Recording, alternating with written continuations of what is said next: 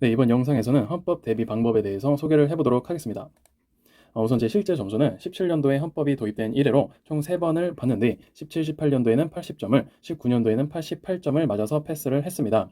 물론 패스할 수 있는 점수는 60점입니다. 그렇지만 대략 80점 정도를 목표로 공부를 하실 것을 추천을 드립니다. 왜냐하면 실제 시험장에서 헌법이 조금이라도 어렵게 나오게 된 경우에 만약 본인의 대비가 부족한 경우라면 언어논리 시험까지도 그 영향을 미칠 수가 있습니다. 따라서 최대한 헌법 공부는 해 놓으시는 것이 실제 시험장에서 본인의 마인드 컨트롤을 할 수 있는 굉장히 좋은 방법이 됩니다. 네, 그러면은 강의가 어떻게 개강이 되는지 설명을 해보도록 하겠습니다. 보통의 피셋 강의와 마찬가지로 기본 강의, 핵심 강의, 실전 모의 강의 순으로 열리게 되고요. 기본 강의는 6월에서 7월에 열리고 핵심 혹은 집중 강의는 9월에 열리고요. 실전 모의고사 강의는 12월에 열리는 것으로 확인을 했습니다. 이외에도 특강이 있는데 조문 특강이 대표적인 거고요. 또 2월에 열리는 판례 특강이 대표적인 특강입니다. 저 같은 경우는 17년도에는 기본 강의와 판례 특강만 듣고서 시험장에 들어갔었고 18년도에는 기본 강의 없이 핵심 강의만 들었고 또 조문 특강과 판례 특강 그리고 실전 모의는 강의는 안 듣고 문제만 받아서 풀었습니다. 19년도에도 비슷하게 핵심 강의를 들었고 실전 모의 문제만 풀었고 판례 특강을 듣고서 시험장에 들어갔습니다. 그러면 헌법 대비 순서에 대해서 말씀을 드려보도록 하겠습니다. 먼저 첫 번째로 개념을 쌓는 과정이 필요합니다. 이는 12월까지 해주시면 되는 과정이라고 생각을 하고요. 이때는 기본 강의나 핵심 혹은 집중 강의를 들으시면 됩니다. 핵심 집중 강의는 같은 강의인데 이제 학원 강사님별로 이름이 다른 것 뿐입니다. 초시생 분들이라면 기본 강의를 꼭 들으시고 핵심 집중 강의는 좀 기억이 많이 안 날 때 들으시는 것을 추천을 드리고요. 만약 기본 강의를 들으셨다면 핵심 집중 강의는 안 들으셔도 무방할 것 같습니다. 재시생 분들이라면 기본 강의는 안 듣고 핵심 집중 강의만 들으셔도 충분할 것 같습니다. 이외에도 초시생 분들이라면 조문 특강을 수강할 것을 추천을 드립니다. 조문 특강에서는 조문에 대한 해석을 배우고 그 중요한 조문의 부분들을 알려주시고 또 그와 관련된 부속 법령들에 대한 설명을 듣습니다. 이것들이 시험에 자주 출제되는 부분들이기 때문에 수업을 들어두시면 굉장히 도움이 많이 된다고 생각을 해요. 이때는 암기를 하지 않고 충분히 개념을 쌓는 것에만 목표를 집중하셔도 됩니다. 두 번째로는 본격적인 대비 시즌입니다. 1월에서 2월에 본격적으로 대비를 하셔야 되는데 이때는 이제 실전 모의고사 강의가 열리기 때문에 실전 모의 문제들을 구하실 수가 있습니다.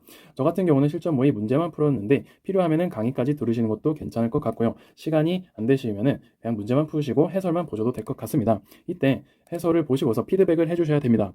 모르는 판례나 내용들은 꼭 체크를 해주셔야 됩니다. 이것을 뭐 따로 정리를 해주셔도 되고 따로 종이를 모아두셔도 됩니다. 근데 이때도 너무 디테일하다 싶은 것들은 제외를 시켜주실 것을 추천드립니다.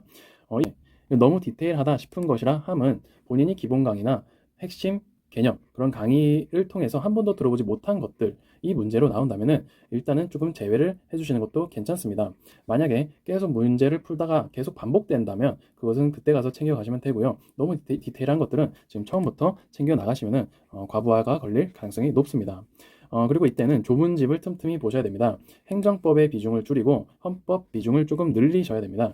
헌법 조문집을 보시면서 암기를 같이 해주셔야 됩니다. 암기해야 할 부분들은 예를 들어 국회 정족수 같은 숫자 관련된 부분은 꼭 암기를 해주셔야 됩니다. 뭐 감사원이 몇 명이라든지 뭐 그런 것들을 꼭 외워 주셔야 시험 직전에 한번 훑었을 때 다시 머릿속에 살아날 수가 있습니다.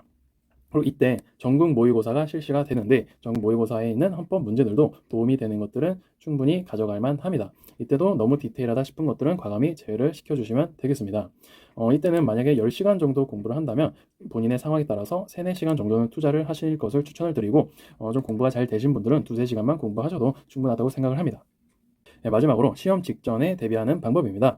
이때는 최신 판례 특강이 아마 열릴 것입니다. 이 최신 판례 특강을 들어보시고 정리를 꼭 해두신 다음에 시험에 대비를 하시면 될 것 같습니다. 이때는 그리고 암기에 좀 치중을 하셔서 그동안 공부했던 것들이 날아가지 않게 잘 가지고 가시는 게 중요하고요.